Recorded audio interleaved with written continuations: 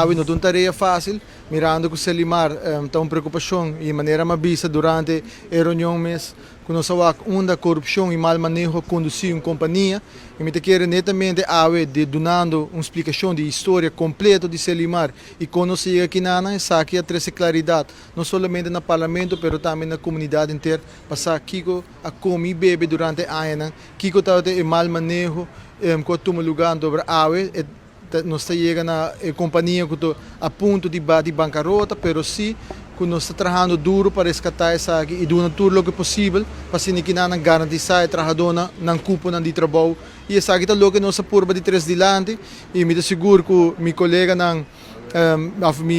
membro do parlamento há também importância e urgência para trabalhar de uma maneira estrutural para que não por lograr paga e deve não que abrir o que Selimar está propondo para pagar e deve não que o setor privado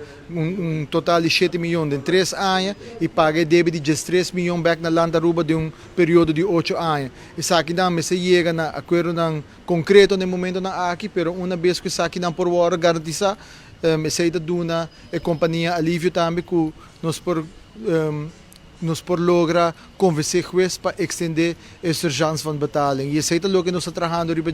me bisa que gerência e também a raad van toezicht a trabalhador e o waarnemend diretor a trabalhador junto com a raad van toezicht para que